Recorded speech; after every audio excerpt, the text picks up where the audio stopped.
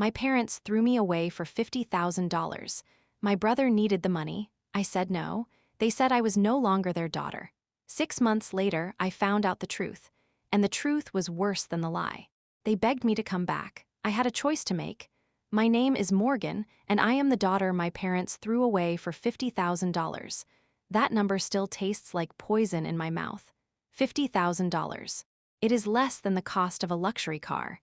It is less than what some people spend on a single vacation. But to my parents, it was worth more than me. More than all the years I tried to be the perfect daughter.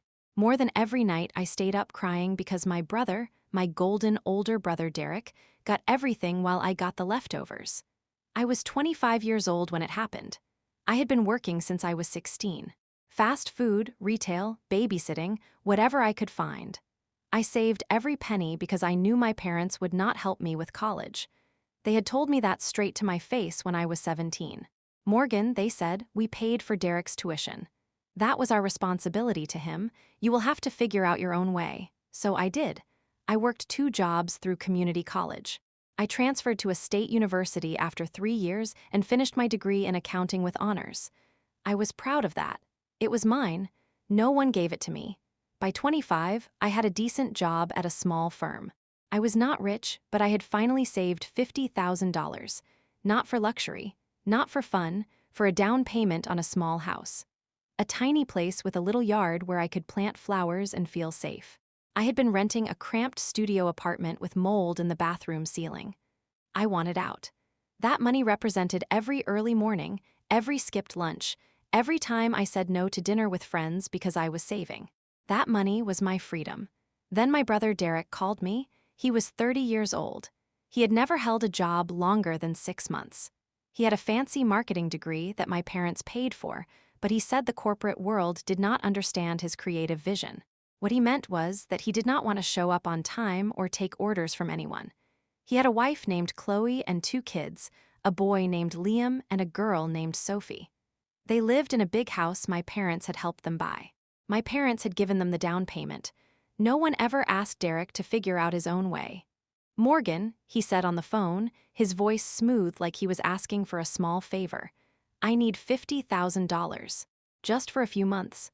My business is about to take off, and I have this opportunity to invest in a restaurant franchise. It is a sure thing. I knew his business. He had tried 5 different startups in the past 7 years. All of them failed. He had borrowed money from everyone in the family, including our Aunt Marie and our cousin Jordan, and no one had seen a penny back. But my parents always bailated him out. They would sigh and complain and then write a check. That was their pattern. That was their love. I told him no. I said it gently at first. Derek, I am sorry, but that is my house money. I cannot risk it. His voice changed instantly. He went cold. You have it just sitting there, Morgan. You are not using it right now. I will pay you back with interest. Come on, I am your brother. That was when I should have hung up, but I stayed on the line because a part of me still wanted his approval. A part of me still wanted to be the good sister. I said no again. I said it firmly. I told him I had worked too hard for that money. I told him he had other options. He could get a loan from a bank. He could ask Mom and Dad. He laughed at that. Mom and Dad already said no. They said they have helped enough.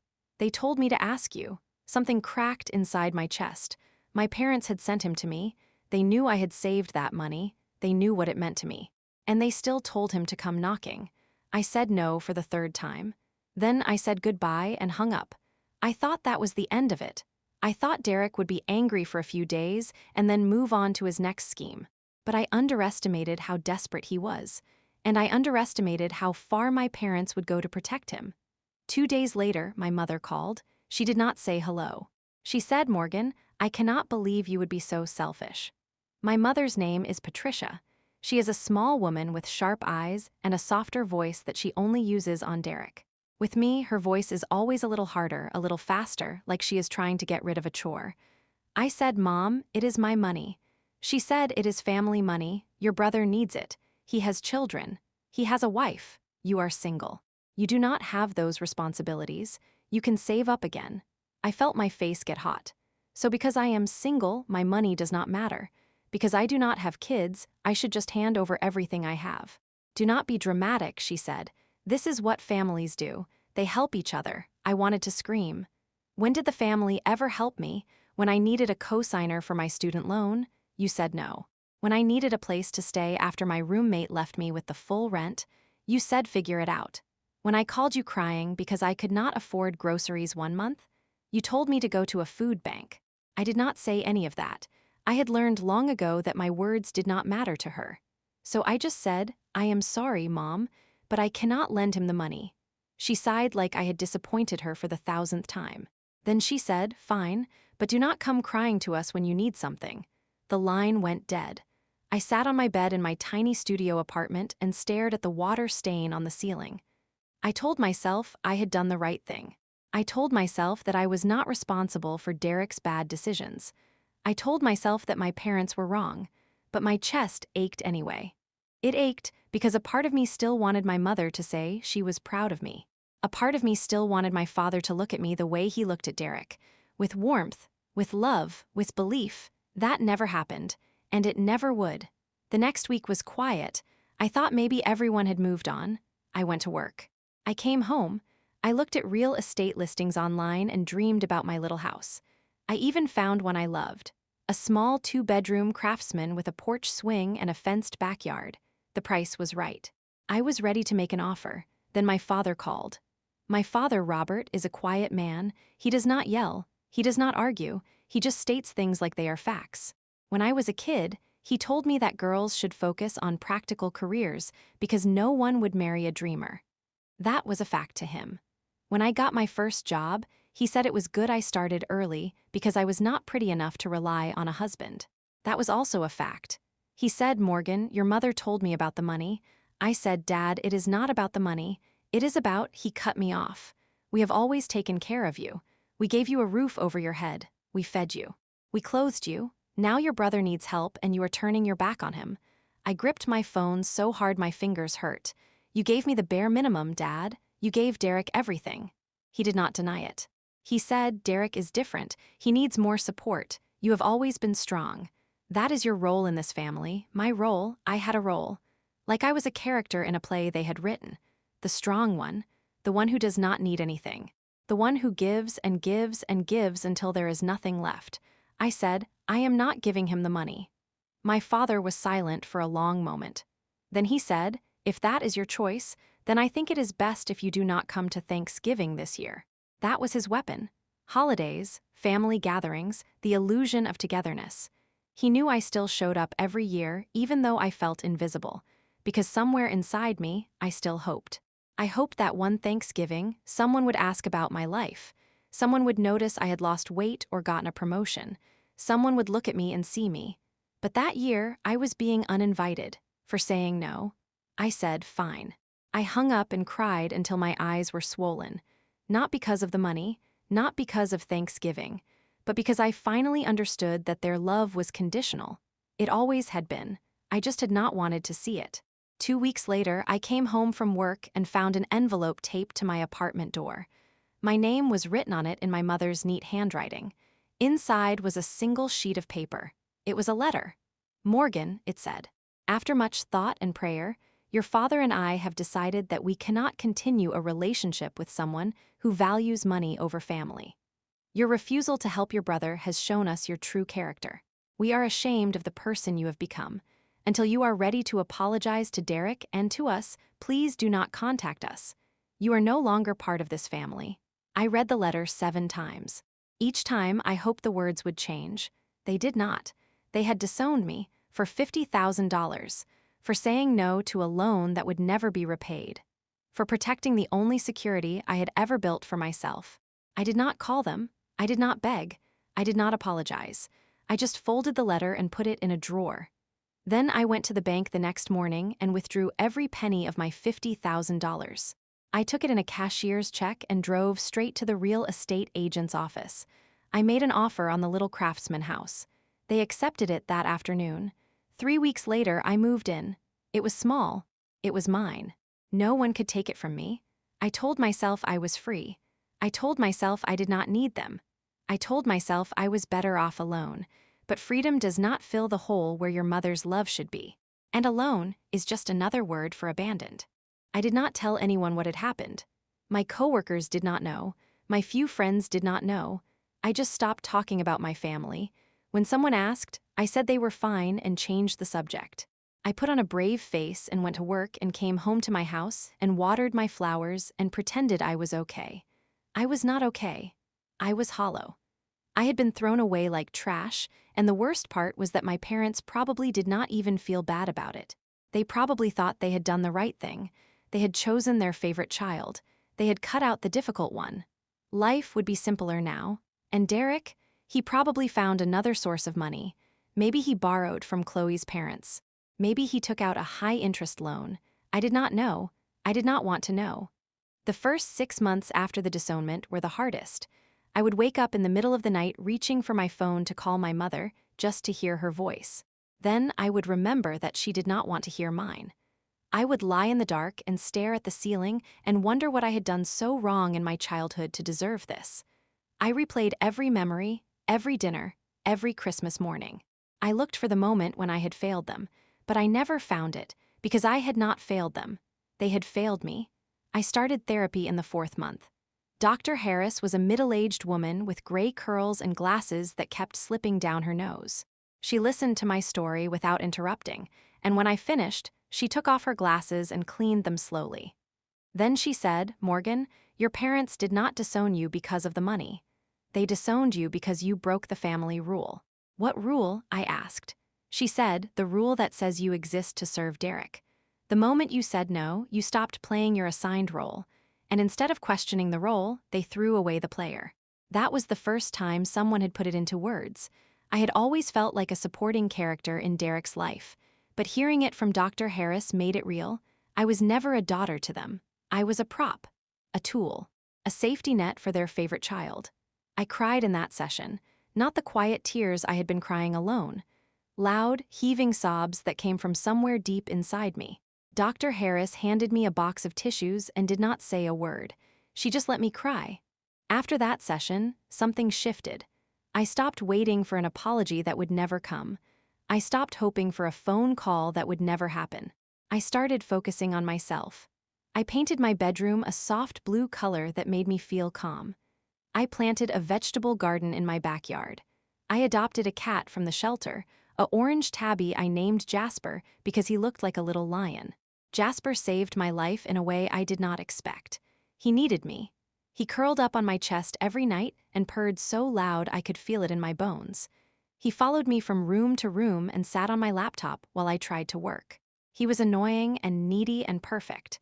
He reminded me that I was capable of love and that I deserved to receive it too. I also started making new friends. There was Samantha from work, a single mom who understood what it was like to feel alone. There was Carlos, my next-door neighbor, who helped me fix my leaky faucet and stayed to watch a movie.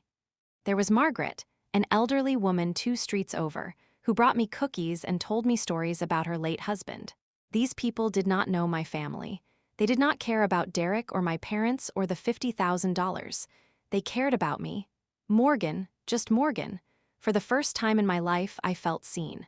Then one night, 6 months after the disownment, I got a call from an unknown number. I almost did not answer.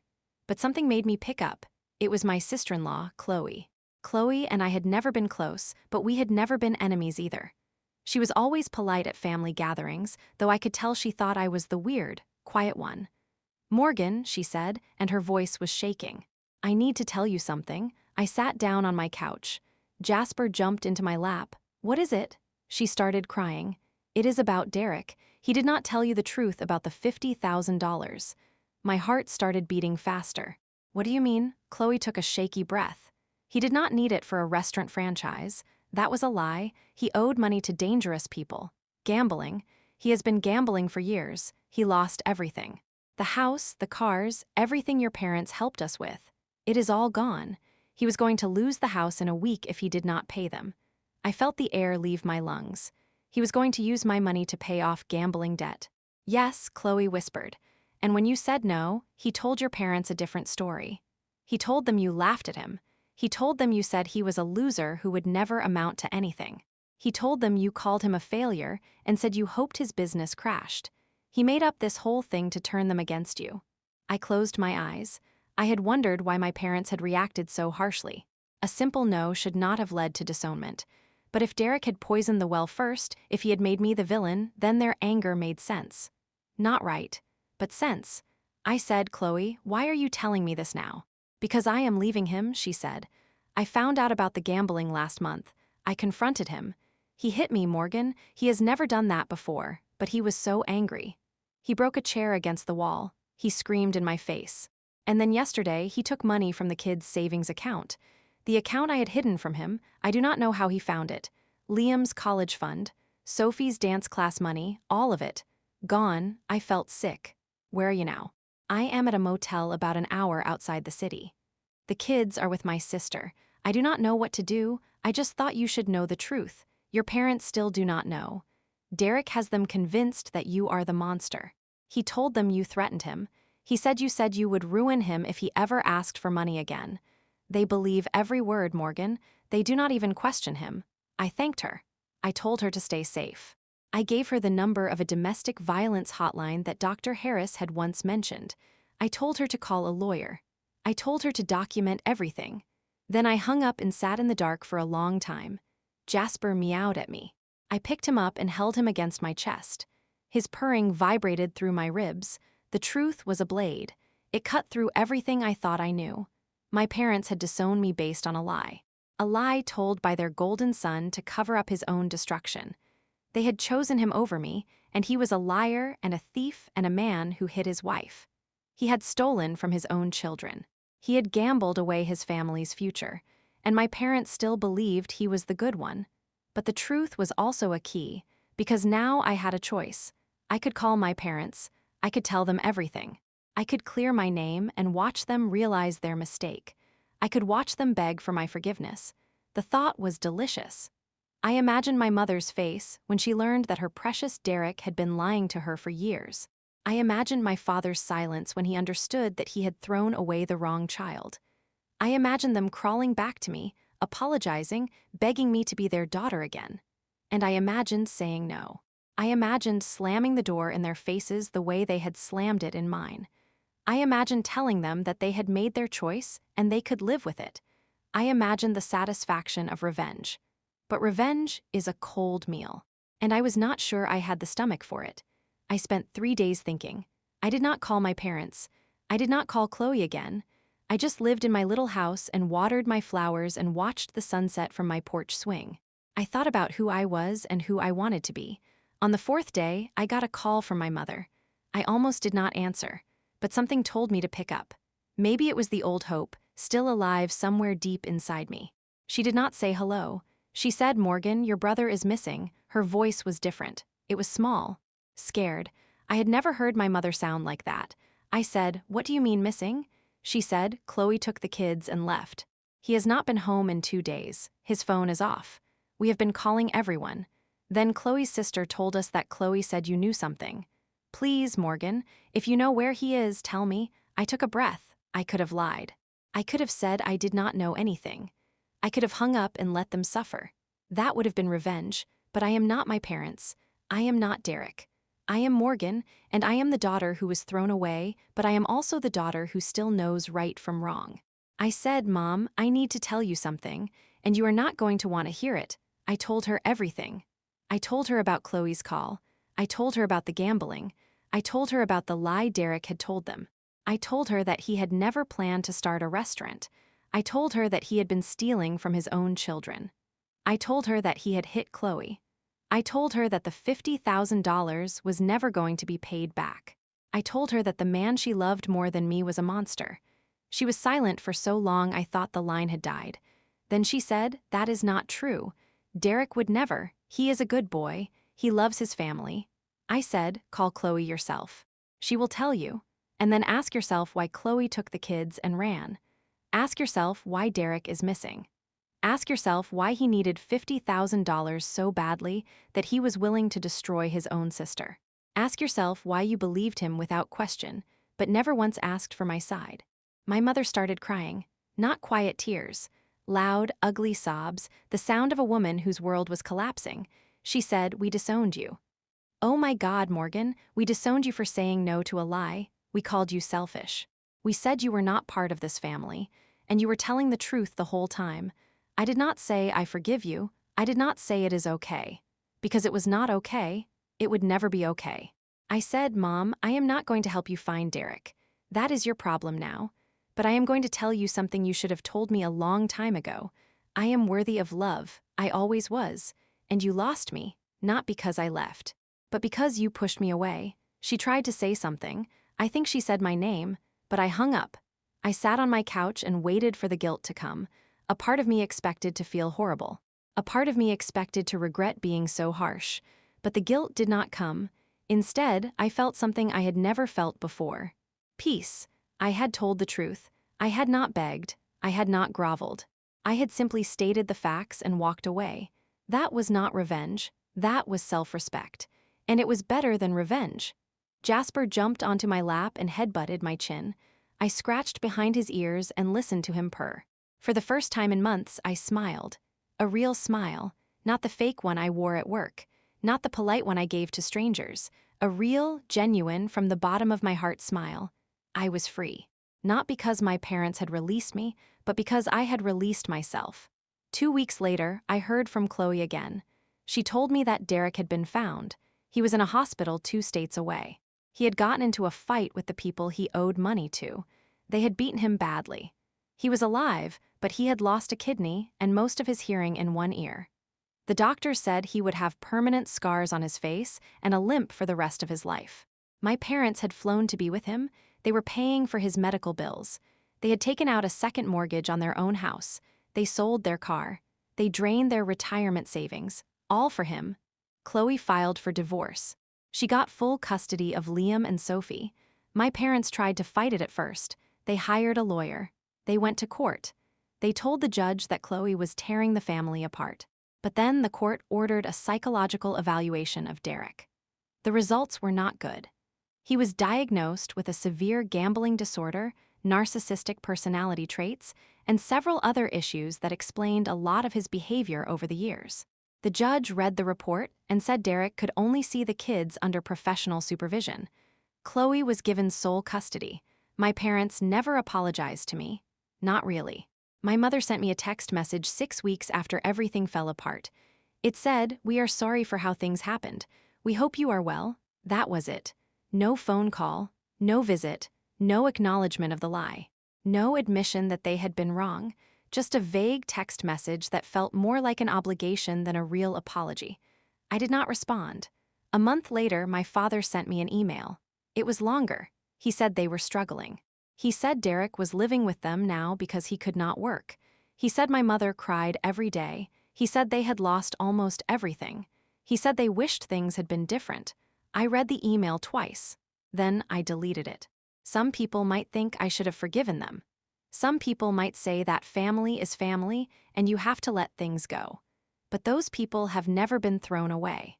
Those people have never had their own mother tell them they are no longer part of the family because they refused to enable their brother's destruction.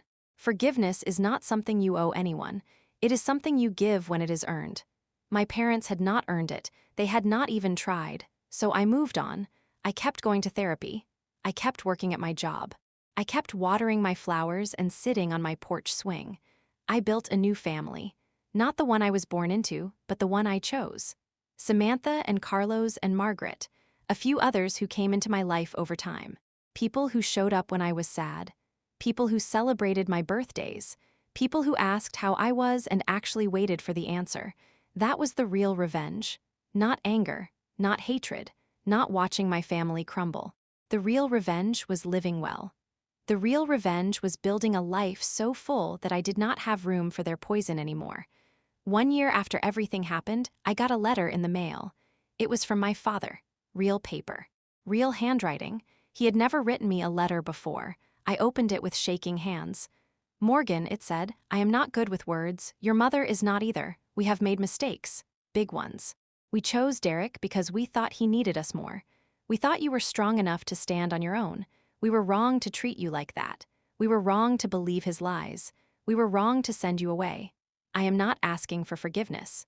I am not asking for anything. I just wanted you to know that we see it now. We see what we did. And we are sorry. If you ever want to talk, I will be here. If you do not, I understand. Your father. I read the letter 3 times. Then I folded it and put it in the same drawer where I had kept my mother's letter. The one that said I was no longer part of the family. 2 letters, one that broke me, one that tried to put me back together. I did not call him. I did not write back, not out of spite, out of self-preservation.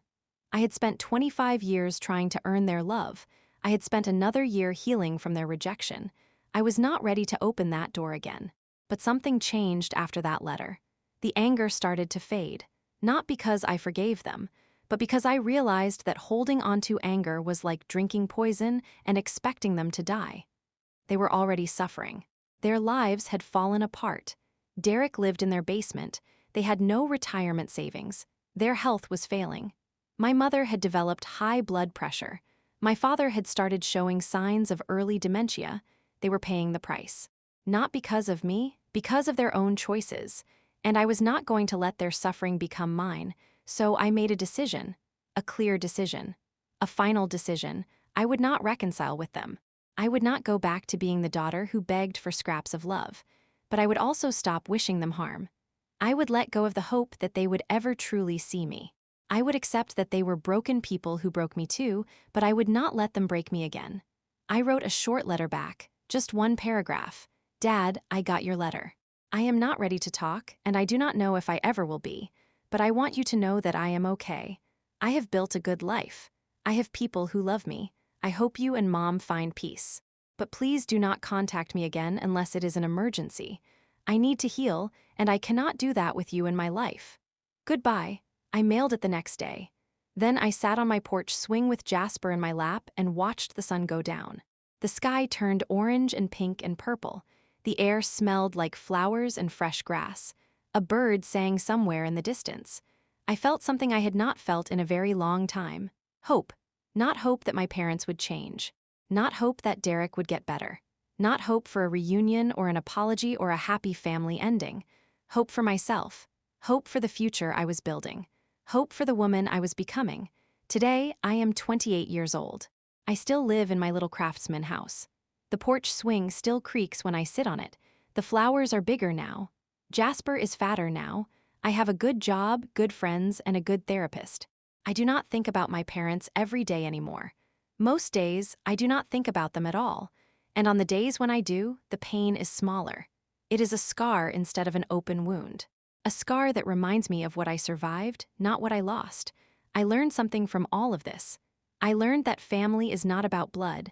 Family is about who shows up, who stays, who sees you when you are invisible and says, I see you, you matter. My birth family did not do that, so I built my own. And the $50,000, I still have it. Well, most of it. Some of it went into the house. Some of it went into therapy. Some of it went into Jasper's vet bills when he ate a piece of string and needed surgery. But the money is not important anymore. What is important is that I did not let them take my self-worth. I did not let them convince me that I was only valuable if I was useful. I am Morgan. I am the daughter they threw away. But I am also the woman who picked herself up, dusted herself off, and built something beautiful out of the wreckage. This is the clear ending, the end of that chapter of my life. My parents are in my past. Derek is in my past. The $50,000 is just a number now. What matters is what I did next. I lived, I healed, I grew, and I am still growing. If you are out there and you have been thrown away by the people who were supposed to love you, hear this. You are not alone, you are not worthless, and you do not need their approval to be whole. You are already whole. You always were. They are the ones who are broken, not you, and that is the truth that will set you free.